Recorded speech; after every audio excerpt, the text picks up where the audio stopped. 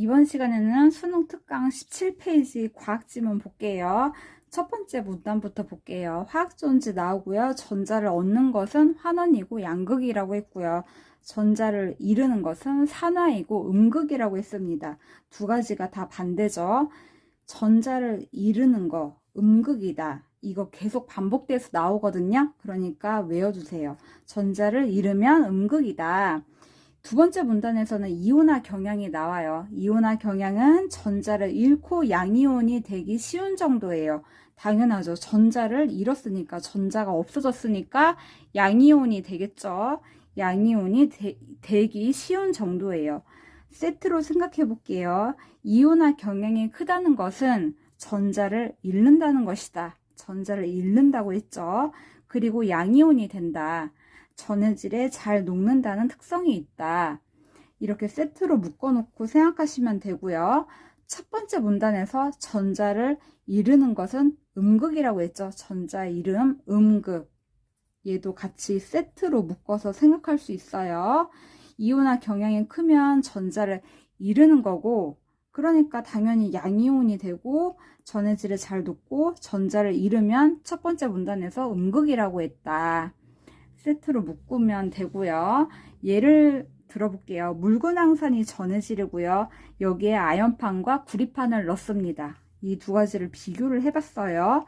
그랬더니 아연이 이온화 경향이 더 커요.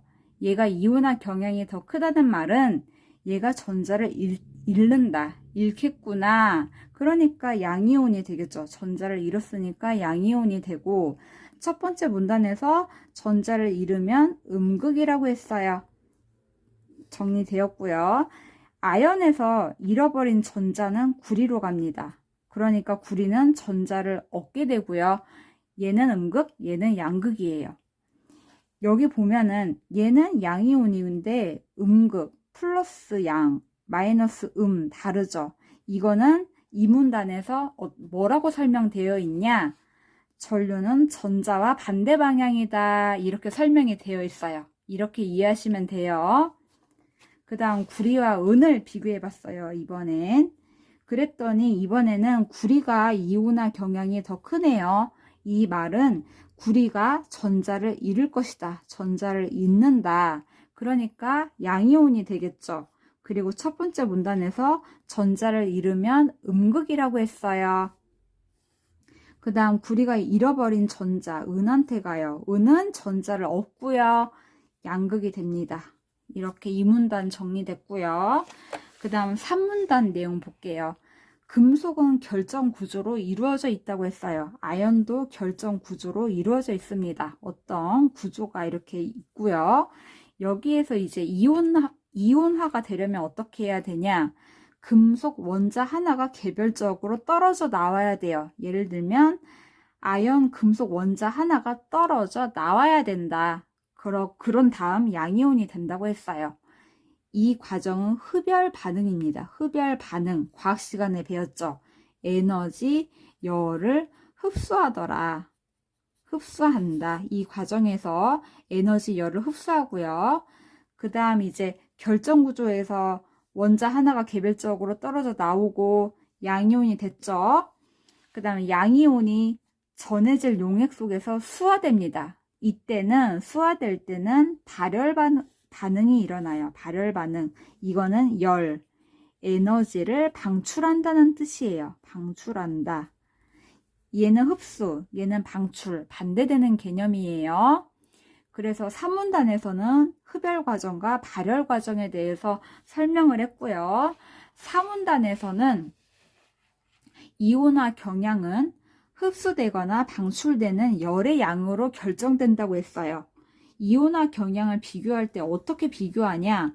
흡열 반응에서의 열, 여기에다가 발열 반응에서의 열, 이 두 가지를 합친 값으로 비교한다고 했어요. 합친 값으로 비교하더라. 그리고 부호로 흡열일 때는 마이너스, 플러스 이렇게 부호로 나타내 준다고 했고요. 이온화 서열을 보면 음극, 양극 알 수 있다고 했어요. 당연하죠. 우리 아까 계속 반복했죠. 이온화 경향이 높다. 경향이 높다. 이 말은 전자를 잃음. 전자를 잃었으니까 양이온이 되겠죠. 그 다음 전자를 잃으면 1문단에서 음극이라고 했어요. 그래서 이런 서열을 보면은 음극, 양극을 알 수 있는 거예요. 이거 세트로 묶어서 생각하시면 되고요. 본문은 다 보았고요. 이제 문제를 볼게요. 윗글의 내용과 일치하지 않는 것은 틀린 거 찾으면 돼요. 금속 원자가 이온이 되려면 금속 결정에서 분리되어야 된다. 맞죠? 그 결정 구조에서 하나가 개별적으로 떨어져 나와야 돼요. 떨어져 나와야 되니까 분리되어야 한다. 맞고요. 금속의 화학 반응에서 반응열이 클수록 이온화가 잘 일어난다. 맞아요. 그 흡열 반응, 발열 반응, 그 열의 값이 클수록 이온화 경향이 큽니다. 그 다음 화학전지에서 이온화 경향이 상대적으로 큰 금속판이 음극이 된다. 이것도 맞아요. 세트 생각하시면 돼요. 이온화 경향이 크다. 이 말은 전자를 잃음. 전자를 잃으니까 양이온이 되겠죠. 그 다음 1문단에서 전자를 잃으면 음극이라고 했어요.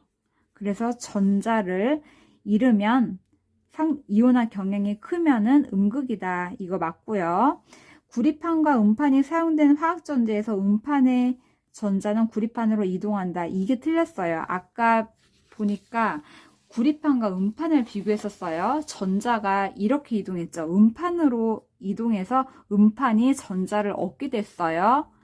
그래서 4번은 전자는 구리판이 아니라 음판으로 이동했어요. 그 다음 5번 금속에서 나온 원자가 수화, 이온이 될 때까지 에너지의 흡수와 방출이 나타난다. 맞죠?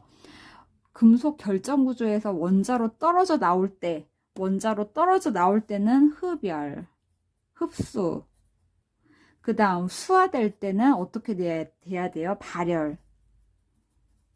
그래서 흡수, 방출 일어난다.